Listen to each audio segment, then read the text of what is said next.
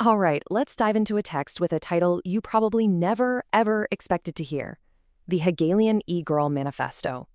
And look, as wild as that sounds, this essay by Anna K. Winters is actually a really serious and pretty fascinating attempt to figure out what's wrong with our politics.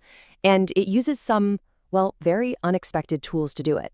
So yeah, the star of the show here is, you guessed it, the Hegelian e-girl. But this is not just a joke. It's not just another meme. The manifesto takes this seemingly absurd online character and turns her into a serious philosophical symbol, a whole new way to think about why we're so polarized and why everything feels like it's breaking down.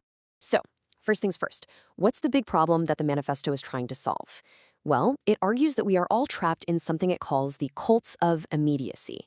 And this, right here, is its core diagnosis for what's gone so wrong with our society. This cult of immediacy, well, it means we want our own personal utopia and we want it right now. It's a mindset that basically reduces politics to just venting our most antisocial feelings. You see it online all the time, right? Anyone who disagrees with you isn't a person to talk to. They're just an obstacle to be ratioed or blocked or just gotten rid of. Now, this is where the argument gets really, really provocative. The manifesto says that this constant ping-ponging we see between liberal and fascist ideas, well, it's not a real fight between opposites. It argues they're actually two sides of the same broken coin. Both are driven by this demand for getting what you want right now and this friend versus enemy logic. The alternative it proposes is a huge shift towards something it calls mediation, basically finding a way to get to social harmony through a new kind of shared identity. So how in the world do we break out of this cycle? The manifesto doesn't just point out the problem.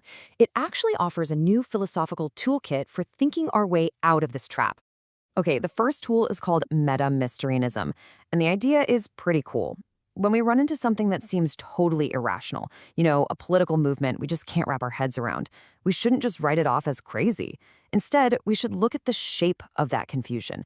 By understanding why we don't understand it, the manifesto claims we can actually find the hidden logic or reason hiding inside the chaos. The second tool is called meta-Christianity. Now, let's be super clear. This is not a religious idea, not at all. It's a philosophical principle. It asks you to imagine a system built around an absolute that is totally all-loving. And because it's all-loving, it literally cannot create scapegoats. It's a way of thinking that just fundamentally rejects that political urge to create an us versus them, to find an enemy to blame for everything. Okay, now let's see how this all builds up to the manifesto's most radical claim. It argues that, deep down, our entire political system, both the left and the right, is secretly governed by a single hidden logic. And, borrowing a term from psychoanalysis, it calls this logic phallic.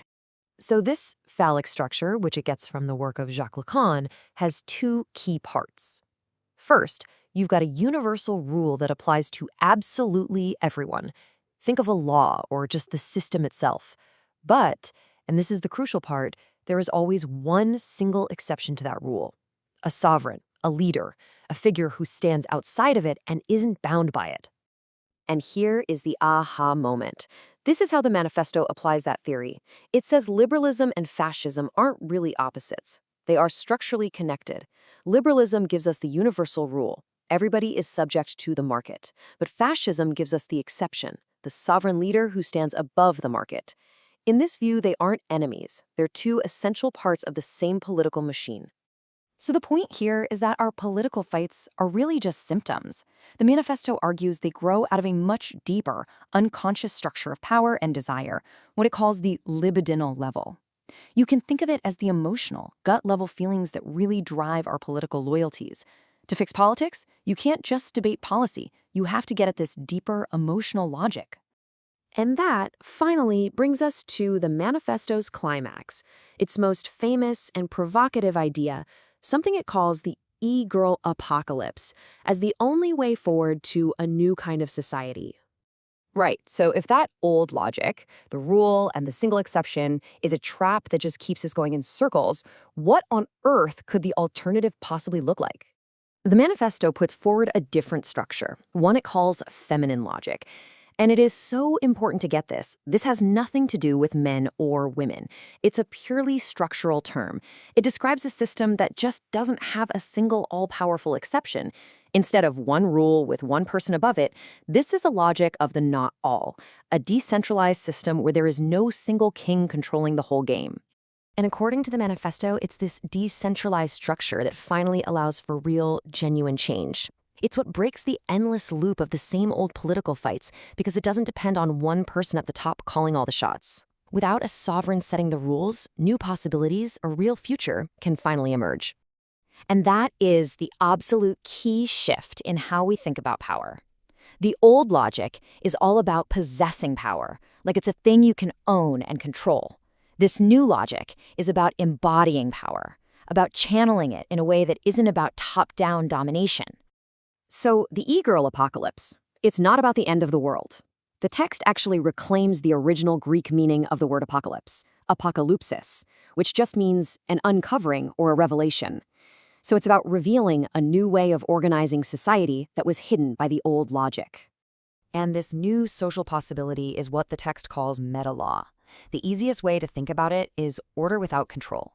It's not a law that a government passes. It's the living, breathing way that people relate to each other before all that gets flattened out by politics or the market. It's the kind of spontaneous order you see in a healthy community, one that works without a single ruler forcing everyone to fall in line. And so the manifesto leaves us with this huge, challenging question. Is it actually possible to build a future that isn't based on friend versus enemy, that isn't based on control and having an exception, but is instead based on this completely different idea of a self-organizing order? That's the provocative thought at the very heart of the Hegelian egg girl.